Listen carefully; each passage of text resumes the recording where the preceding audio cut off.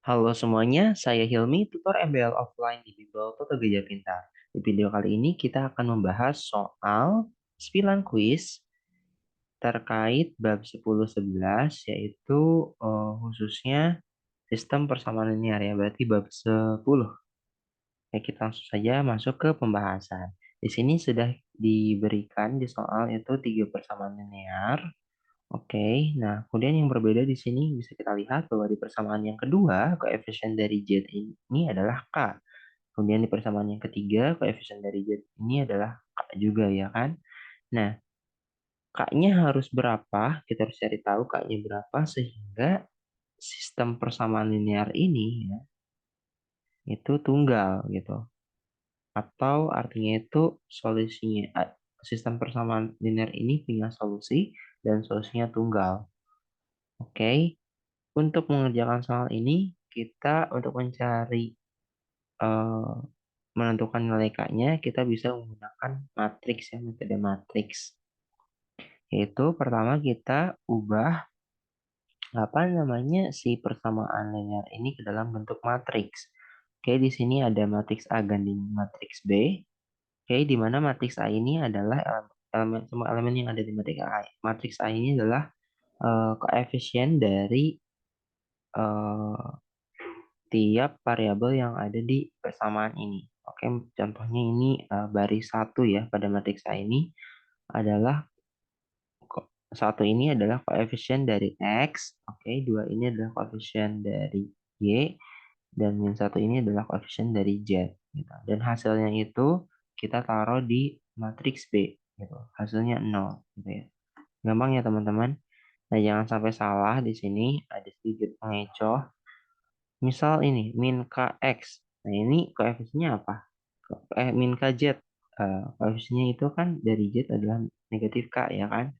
Kita tulis negatif K di sini. Oke, nah di sini yang persamaan yang ketiga itu 2Y tambah min 2K Z ya kan? Di sini gak ada X nih. Nah, kolom yang satu itu untuk koefisien dari X, kolom yang kedua itu kita isi dengan koefisien untuk Y, dan kolom ketiga itu kita isi dengan elemen yang merupakan koefisien dari variabel Z ya kan. Nah, di sini persamaan ketiga itu tidak ada X-nya ya kan. Nggak ada X-nya, cuma ada Y sama Z. Oleh karena itu, koefisien dari X-nya itu kita anggap 0. Oke, teman-teman. Nah, setelah diplotting seperti ini, kita harus tentukan pangkat dari matriks A gandeng matriks B. Oke, kenapa kita harus cari pangkatnya? Karena di sini ya teman-teman, ada penjelasannya nih. Pangkat matriks A sama dengan pangkat matriks A gandeng B sama dengan N, artinya punya solusi dan solusinya tunggal. Pangkat matriks A sama dengan pangkat matriks A gandeng B, itu artinya punya solusi, dan ketika pangkat matriks A itu kurang dari N, gitu ya, maka solusinya banyak, gitu kan. Nah, jika pangkat matriks A tidak sama dengan pangkat matriks A gandeng B, maka tidak punya solusi. N itu apa, Kak? N itu adalah jumlah variabel. Kalau kasus kita di sini ada X, Y, Z, artinya ada 3 variabel. Artinya N-nya adalah 3. Oke. Nah, tadi kita disuruh ngapain? Kita disuruh untuk mencari pangkat matriks A banding matriks B. Nah, ingat ya, untuk mencari pangkat matriks, pangkat satu matriks, kita bisa menggunakan metode eselon baris, yaitu dengan mengubah matriks A ganding matriks B ini ke bentuk matriks eselon baris. Nah, terkait matriks eselon baris itu sudah ada penjelasannya tersendiri ya di video-video eh, yang disediakan oleh Toto Gajah Pintar. Terkait pangkat matriks juga sudah ada videonya, tolong dicek lagi. Oke.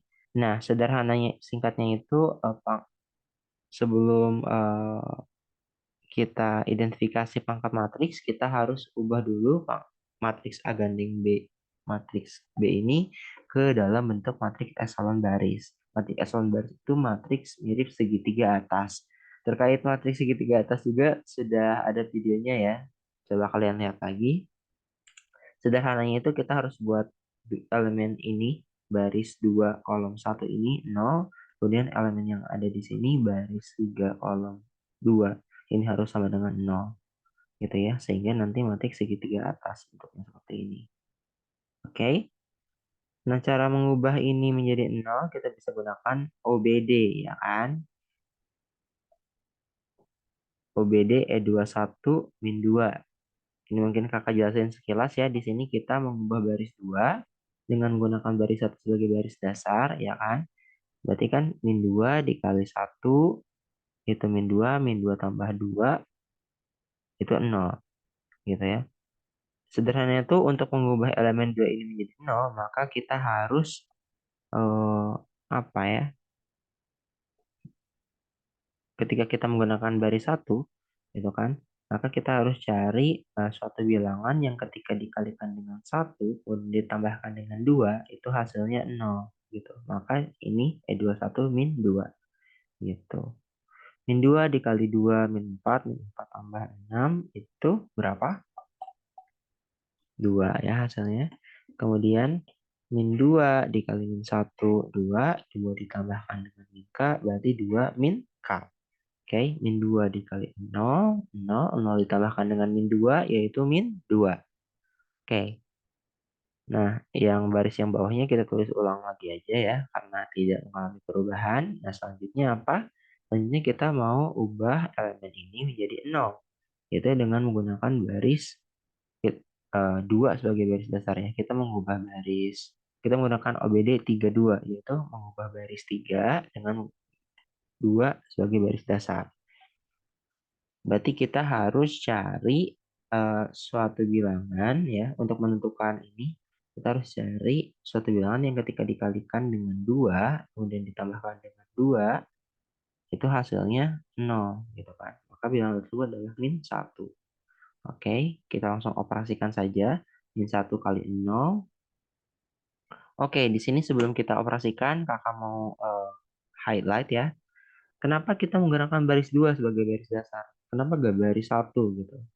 Nah, kalau kita gunakan baris 1, yang terjadi adalah, coba 31 min 1 ya. Kita coba misalkan ini baris 1. Berarti kan min 1 kali 1, min 1. Min 1 tambah 0, 1. Min 1 ya kan. Yang tadinya 0 jadi 1. Nah, itu nggak, tidak kita inginkan gitu ya. Makanya kita tidak disarankan untuk menggunakan baris 1 sebagai baris dasar. Oke, kita gunakan baris 2. Karena 2 di sini elemen di atas 0 ini adalah 0 ya kan. Ketika 0 dikalikan dengan 1 itu tidak akan mengubah apapun. Sehingga hasilnya ketika ditambahkan dengan 0 ya tetap 0 ya kan. Maka kita gunakan baris 2. Gitu ya. Oke, min 1 dikali 2, min 2 ditambah 2 hasilnya 0. Min 1 dikali 2 min K ya di sini. Kemudian hasilnya tersebut ditambahkan dengan min 2 min K. Ya, kemudian hasilnya itu ditambahkan dengan min 2K, sorry.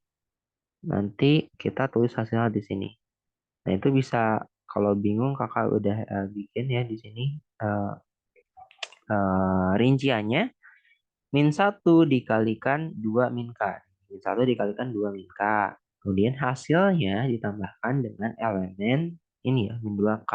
Nah, itu akan menjadi elemen A33, yang artinya elemen pada baris ketiga kolom 3. Yaitu yang dimaksud A33 itu yang di sini ya, hasilnya. Gitu. Nanti ini selesaikan aja, nanti dapat elemennya itu, elemen pada baris 3 kolom 3 adalah min 2 min K. Ya kan? Nah, setelah seperti ini, kita pengen di soal itu pengennya si SPL ini punya solusi tunggal, ya kan? Solusi tunggal artinya pangkat matriks A itu harus sama dengan pangkat matriks A gandeng B, itu harus sama dengan N. Dan kita tahu bahwa N itu sama dengan 3, karena jumlah variabelnya ada 3, ya kan tadi kan?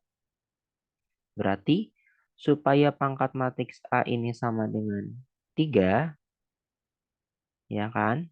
Maka A elemen K33 ini ya, min 2 min K ini nggak boleh 0, ya kan? Ingat ini udah matrik eselon baris, ya kan?